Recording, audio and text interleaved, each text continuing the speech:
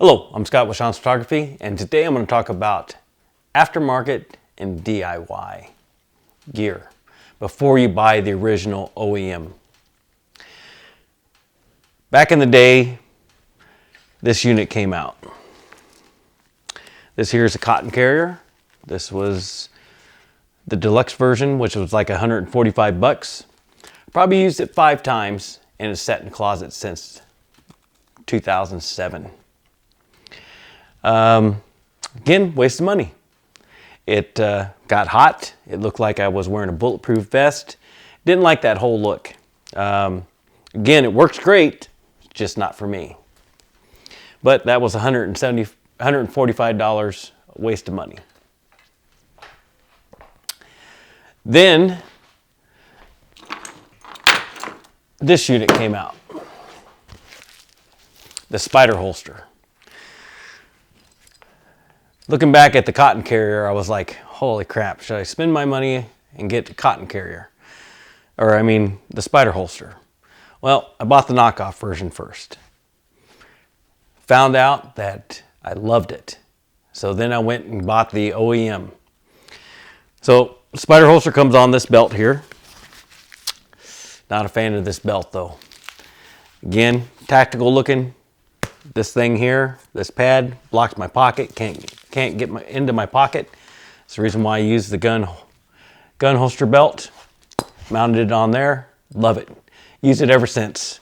Here's the aftermarket one right here, mounted onto the original Spider holster belt.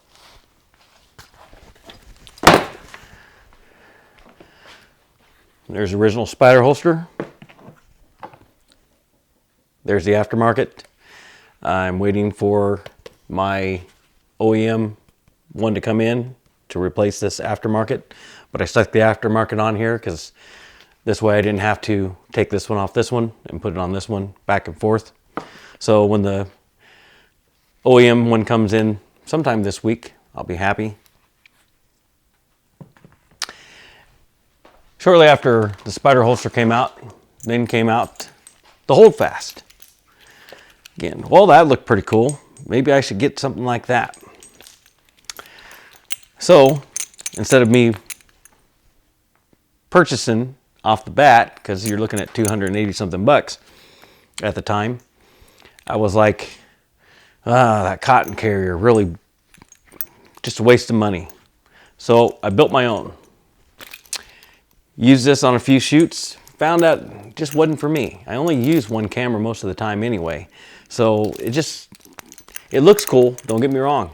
And I'm sure there's a lot of people out there that love this style thing, but just wasn't for me. But there was one item that I carry with me every single day and I use almost every single day, is this piece.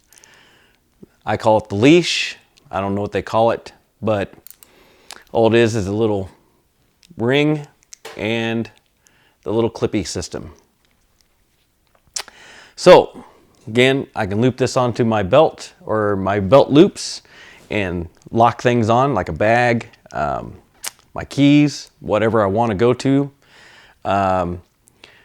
Loop it through there, hold my hammer, hold my water bottle, holds everything.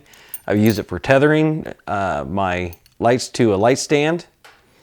Another thing is nice is that you can use it for a wrist strap because you can just take this, put this in straight into my adapt it, and basically voila. Don't have to worry about losing my camera, dropping it, whatever. It's on there. Favorite thing out of that whole setup was this. And I pretty much use it every single day. Let's talk about some more aftermarket stuff. So here's a 5D Mark III. This has an OEM battery grip on here. When you have an OEM grip, you will know the difference between aftermarket and original. This feels like one piece unit now. It doesn't feel like 2 pieces. It feels great. Buttons are all in the same spot. It's awesome. It's just got that same feel. It's got that weight. This one here's an aftermarket for this camera. Wasn't sure I was gonna need a grip for this camera, and I decided I'll buy the AfterMarket. This has really no resale value now, but when this is on there, it feels like a hunk of plastic just hanging off my camera. It doesn't have that same feel as the OEM. It just feels like a big piece of poop. Here we have the, what's this one? This one here is a 7D. Here's an aftermarket for it. Here's an OEM. Again, you can tell the complete difference between this plastic aftermarket compared to this OEM version. This has magnesium supports on the inside, and some of the framing is magnesium, same way with this one here. And it does have a, they do have a plastic kind of overlay on these, just like the same as the body on the camera. Again, when you open the door in the back of here, you can tell the difference between the two. You can see this one just sounds flimsy. And this one don't. This is the normal one I usually shoot my videos with, is this 7D. This is the Canon EOS R. One thing about these cameras here is the button configuration is not in the same spot. This is an OEM grip, and the buttons are not in the same spot as if you were here. When I got this, I had to pull it back and was hunting and picking, and now I've got it down. But again, when you get this one, you want to practice with it so you know where your buttons are at. Again, it'd been nice if Canon actually put the buttons exactly the same where they're supposed to be, just like on this camera. But again, I think they just threw it out there to capture the market of the mirrorless camera setup people, and hopefully the version 2 will be a lot better.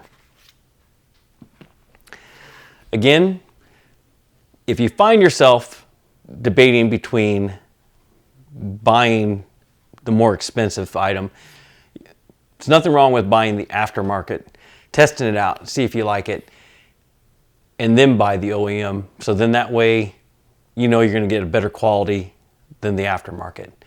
Again, my name is Scott with Shoms Photography, and thank you for watching.